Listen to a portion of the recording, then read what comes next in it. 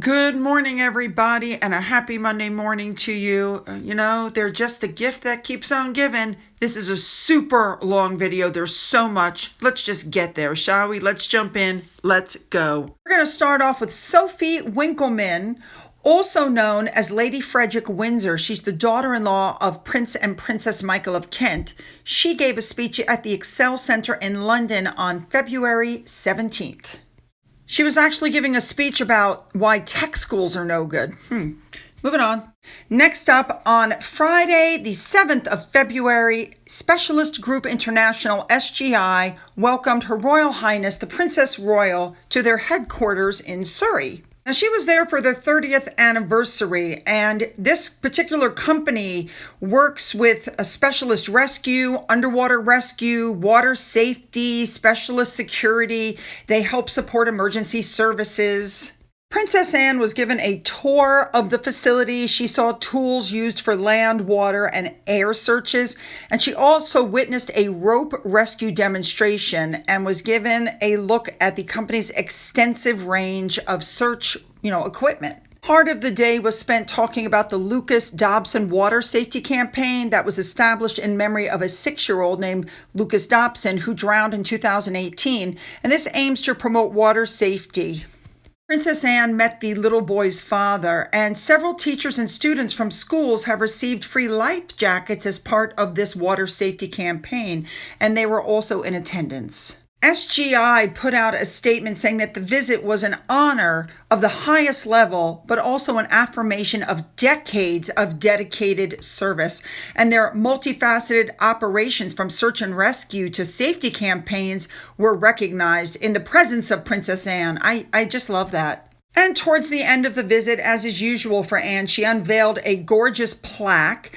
And SGI said that this plaque is going to hold pride of place in the main office, serving as a lasting reminder of the honor bestowed upon them by her visit. Sticking with Princess Anne, she is the royal patron of WISE, and she attended the annual WISE Award ceremony at the Institution of Engineering and Technology in London. This took place on February 20th. It celebrates women and men driving gender equality in STEM following the humanitarian reception at Buckingham Palace.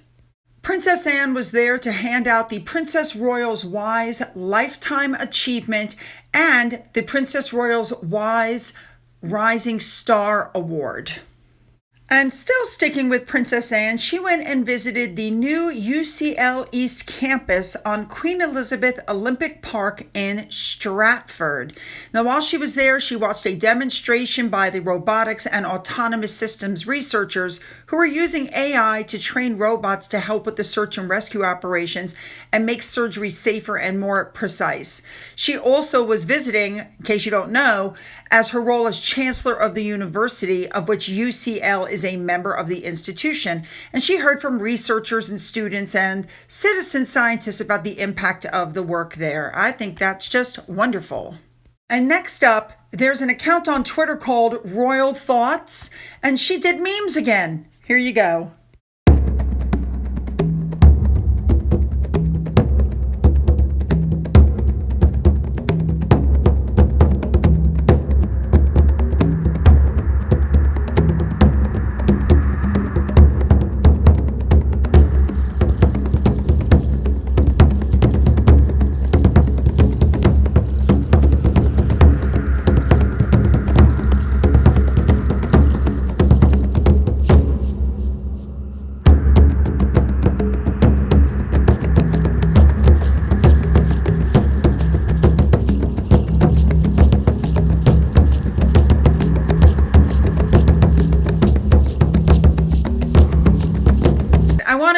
And I saw this article and I thought, I wonder if this is true, because we know that in February of 2023, South Park did an episode called The Worldwide Privacy Tour, and it referred to Harry and Meghan's plea for privacy, and it was right after Harry had just finished his press tour for The Spare, and a few months after the Netflix show aired, and it was poking fun at all of the complaints Harry and Meghan have. Meghan being introduced as a sorority girl actress influencer victim. It was 22 minutes long. It was watched by millions. It hit global headlines because it mocked and ridiculed the two of them like unbelievable. But the show really did damage their reputation in the United States, which was always more popular than in the UK. So after the episode, one of the royal commentators said that Harry and Meghan should be really concerned because this show went for the jugular. They are always obsessed with being in control of their narrative, the way they constantly attacked the royal family, but now this is happening. And they said the Sussexes can dish it out, but now we're going to see if they can take it. And of course, they couldn't take it because 6 days after the episode, they broke their silence and responded. Apparently, Meghan was upset and overwhelmed. The two of them refused to watch the entire episode, and the reputation fallout was so bad. One royal commentator claimed that Harry and Meghan's lawyers were casting an eye over the episode, if you can imagine that. Then a few months later, Bill Simmons came out and called them effing grifters, and then they ended up on the Family Guy, and then they were the butt of the jokes at the Golden Globes in January of 2024. So do I think that this show damaged them? Absolutely. It does show how far they've fallen and the fact that they are now the butt of jokes. I mean, it's ridiculous. All right, let's move on. Next thing, article came out. We're going to show you a rare sneak peek inside of Harry and Meghan's house, but they never really do they? Here you go.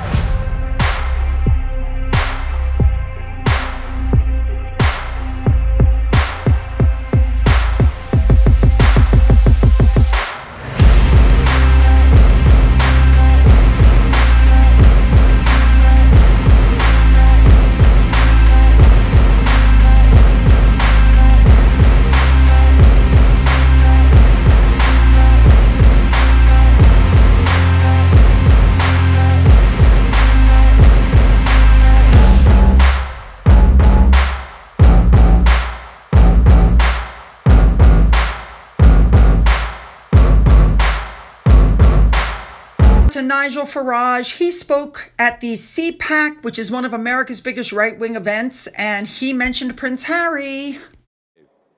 American trends we tend to follow. You occasionally follow some of our trends. I mean, you gave us woke. And we gave you Prince Harry.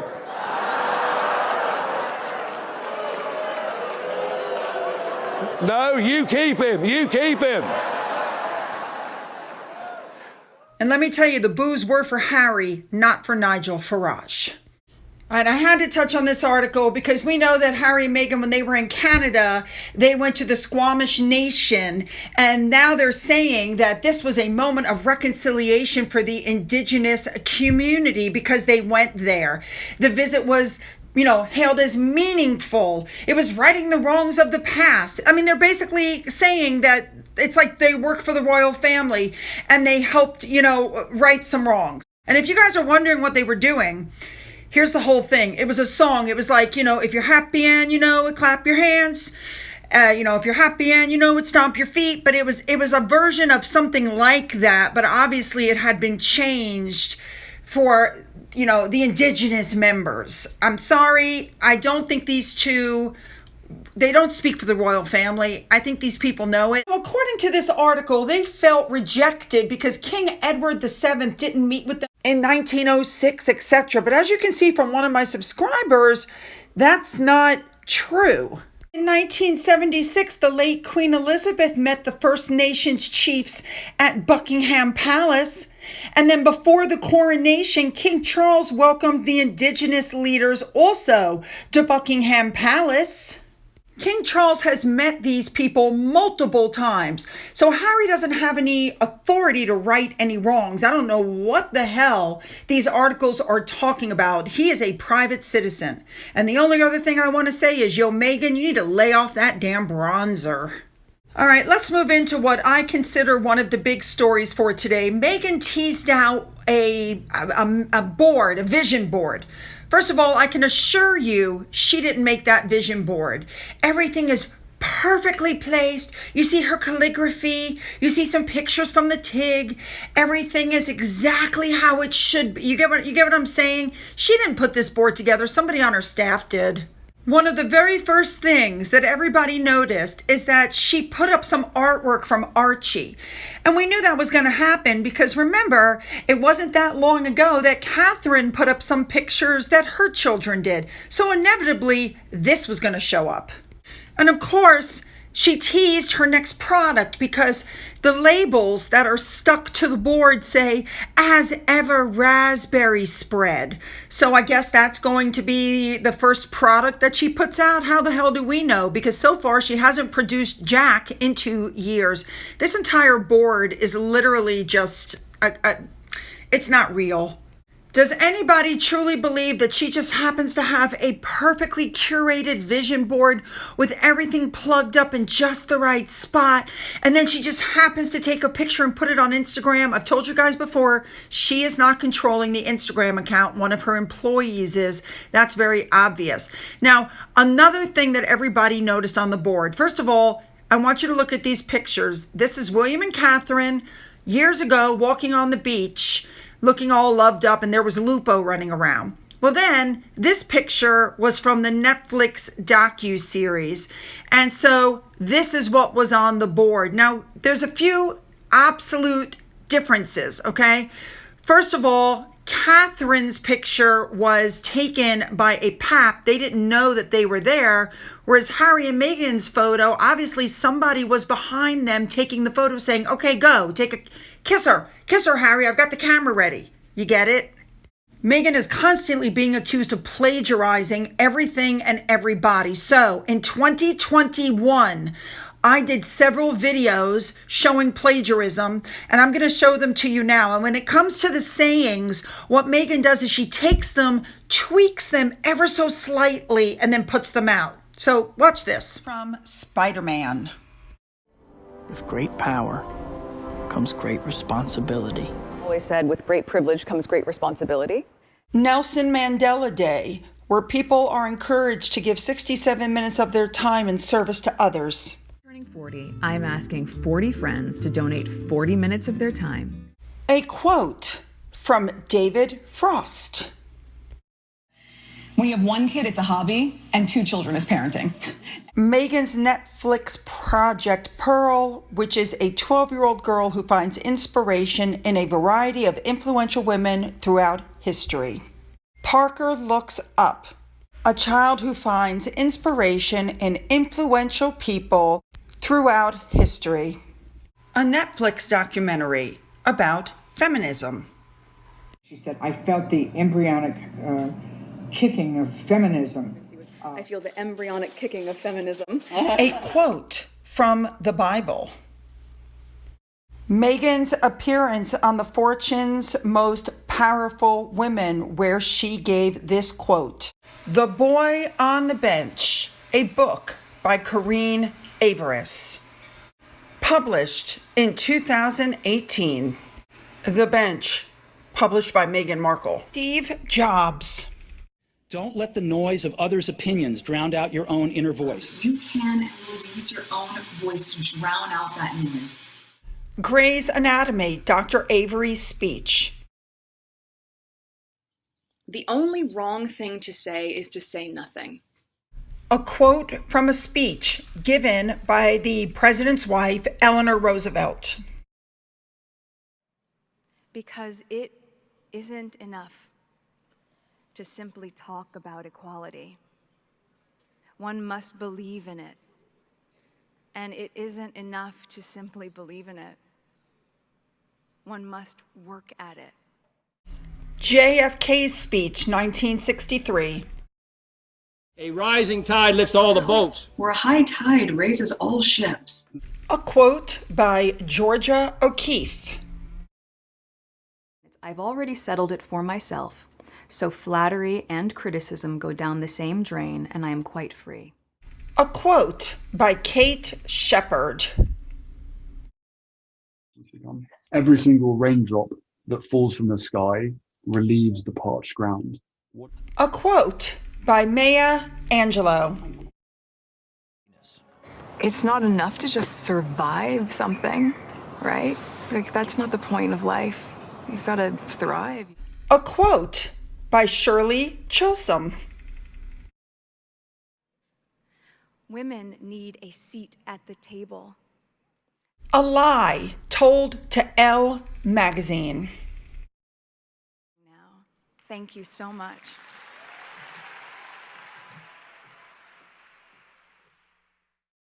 A quote from Cindy Crawford.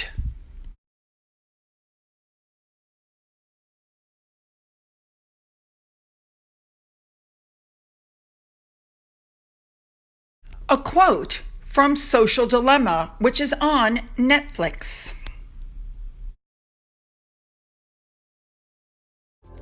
You know, people who are addicted to drugs are called users, and people who are on social media are called users. And there is The foreword of this book, trailblazing women united by their fearlessness. Black grid front on the book. Meghan Markle was in the book. Meghan guest edited this edition of Vogue. And she said these were fearless, trailblazing women who were changing the world. Same black grid front. Quote by Paul Rogers. It's almost as though Mother Nature has sent us to our rooms for bad behavior. An excerpt from the book Chasing Light, written by someone who had a miscarriage. Meghan Markle's article about her supposed miscarriage. A chorus from a song by Paula Whiter, A Sky with No Blue, written in 1995, copyrighted January 1996, but released on the radio in 1995. Meghan then wrote a book, A Face Without Freckles is a Night Without Stars. Of course, we also have the copycatting of Diana and her clothing. And just remember, according to Meghan Markle, the palace made her do this to try to get some of the Diana magic going by having her dress like Harry's dead mother. Yes, that's what she claimed. The only problem that came out with this is that she continued to dress like Diana after they left the royal family when nobody was making her do that, Diana magic. And of course, it wasn't just Diana that she liked to copycat. She also copycatted Wallis Simpson and her outfits, although I can't even imagine why she would do that. And then, of course, Diana's mannerisms and her looks. So yeah, she likes to copycat. When it comes to this logo that she supposedly copied, they're claiming now that it was intentionally designed as a tribute to Harry. Yes, the palm tree is supposed to be like the palm tree on their property, and the two birds on the either side are hummingbirds because Harry supposedly just loves hummingbirds. Oh, God. Well, what does that tell you? She's absolutely watching everything. Now let's move to the last part of this video, which is Lily in the video. Lots of people have tried to zoom in on this picture, and it's the royal griff who took this picture of Charlotte, took a picture of Lily, and look, it looks like they were superimposed on each other. Also, Lily's coloring is off. If you look at her leg, it's like the wrong color. So I myself, as you can see, did a little superimposing of my own on my own program to see if I came up with the same results. And yes, I did. So it literally looks like she took Lily. And there's another young lady on Twitter named Milano who also did a video. I took some shots from it that clearly show that it's Charlotte's legs. Absolutely 100% Charlotte's legs in the photo with Megan. Now, Megan has been warned that if she doesn't get public opinion on her side, Netflix is going to axe her. I have to be honest, I think they're going to axe her anyway. Because it's being said that this rebrand is absolutely the worst ever, an unexploded bomb, and is going to be a 100% catastrophe. They're saying that the plagiarism claims are just ridiculous, and the biggest unexploded bomb is the New York company. The Spanish town, they said, is embarrassing enough because it looks like Megan has ripped off their logo, but at least they're not trading on the American market. But, you know, the other company in New York is. And you can rebrand once, they are saying, and it'll be okay. It's a bit awkward. Twice, not so good. Third time, absolutely looks like a complete failure. Now, I'm not going to lie, after everything Harry and Meghan have done to William and Catherine, if this article is true, I say go William, go Catherine. What they're saying is that the Prince and Princess of Wales are going to visit an historic market next week, and they're going to try to make traditional Welsh cakes. They're actually going to cook them, though, and you're going to watch them cook them. No trickery, no camera sleight of hand. I just love that. And finally, I had to end with this story. If you can imagine, they're saying that Harry and Meghan have been invited to come back to Africa on, another quasi-royal tour. Now, here's my thought process. After what happened with Nigeria, where they didn't even help Nigeria get over to Canada, and they spent almost no time with the Nigerian team, I can't imagine anybody in Africa would want them back. Oh, okay, you guys. Now, for those of you who have not subscribed to my other channel, I tried the Vegemite. You're not going to want to miss that one. The link is down in the description box, along with the link to my Twitter, my Gettr, my Rumble, my email, my Amazon wish list, the link to my father's book, which is still up for sale on Amazon, and a physical address. For those of you who've donated to my coffee fund, thank you so much. And as always, you guys, have a great day.